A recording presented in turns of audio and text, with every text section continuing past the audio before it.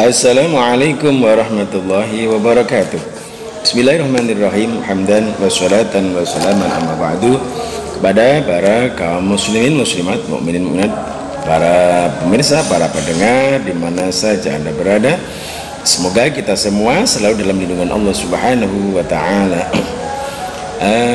dan mendapatkan kehidupan yang berkah baik di dunia maupun di akhirat.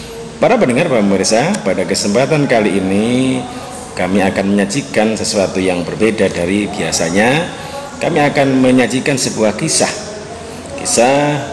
yang merupakan legenda, juga bersumber dari berbagai sumber yang walaupun kebenarannya tidak 100%. Nanti para pemirsa bisa mencari informasi yang lain untuk dipadukan dengan ini. Sejarah yang kami angkat yang pertama adalah karena keluarga besar kami ini adalah merupakan anak cucu daripada Kiai Ageng Sutawijoyo yang makamnya di Majesta, Yogyakarta, yang itu merupakan menurut catatan sejarah merupakan putra dari Prabu Brawijaya kelima, Raja Majapahit yang terakhir. Kemudian diurut ke atas Raja Majapahit yang pertama Raden Wijaya. Kemudian diurut lagi ke atas menurut sejarah itu adalah keturunan dari Prabu Siliwangi. Karena itu kami akan mengangkat sejarah singkat Prabu Siliwangi yang insya Allah nanti akan terus berlanjut pada cerita atau sejarah 1, 2, 3 dan seterusnya. Mudah-mudahan bisa menjadi tambahan pengetahuan kita dan bermanfaat di dunia wal akhirah. Para pendengar, banyak yang belum mengetahui tentang kisah Prabu Siliwangi. Maka pada kesempatan kali ini kami akan menyajikan kisah singkat tentang Prabu Siliwangi, baik itu kerajaannya, keluarganya, kesaktiannya, dan semua yang semua yang ada kaitannya dengan Prabu Siliwangi. Yang mana Prabu Siliwangi ini terkenal dengan kesaktiannya. Prabu Siliwangi merupakan seorang penguasa Sunda Galuh. Jadi kerajaan Sunda dan kerajaan Galuh jadi satu, yang mendapatkan gelar Sri Baduga Maharaja Ratu Haji yang berada di Pakuan, Pajajaran, Sri Sang Ratu Dewata. Hal ini dikarenakan Prabu Siliwangi dinobatkan sebanyak 2 kali, yaitu satu, yang pertama pada saat Jayadewata, ini gelar Prabu Siliwangi, menerima tahta kerajaan Galuh yang didapatkan dari sang ayah, yaitu Prabu Dewa Niskala. Kemudian yang kedua, Prabu Siliwangi dinobatkan pada saat Prabu Siliwangi menerima tahta dari kerajaan Sunda. Prabu Siliwangi juga dikenal dengan nama lain, yaitu Sri Baduga Maharaja. Hal ini berdasarkan tradisi lama yang tidak diperbolehkan menyebutkan gelar yang sesungguhnya. Maka karena hal ini Prabu Siliwangi banyak dikenal dengan nama Sri Baduga Maharaja tersebut. Selain itu, Prabu Siliwangi berasal dari 2 kata, yaitu dari kata silih dan kata wewangi.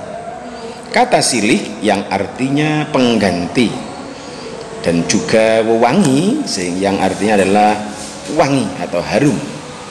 Oleh karena sehingga Prabu Siliwangi artinya adalah Prabu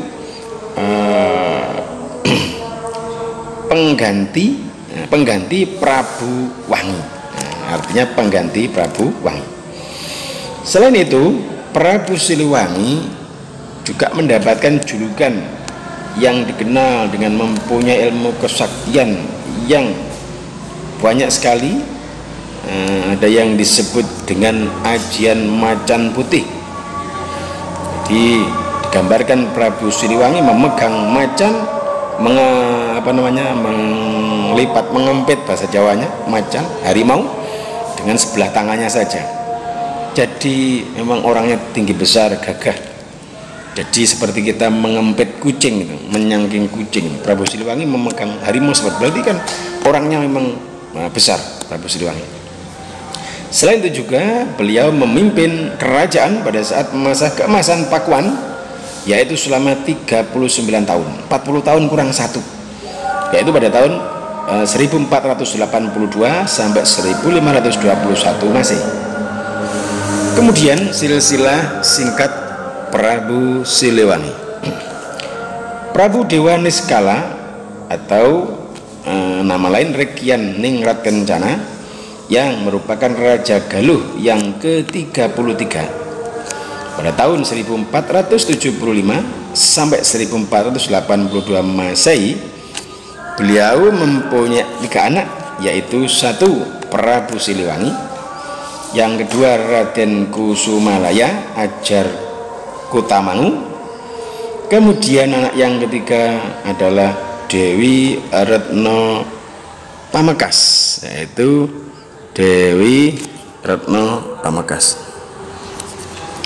Prabu Siliwangi sebagai putra mahkota menjadi Raja Pajajaran dengan gelar Prabu Baduga Maharaja, atau juga nama lain Jaya Dewata, atau nama lain Raden Pamanah Rasa.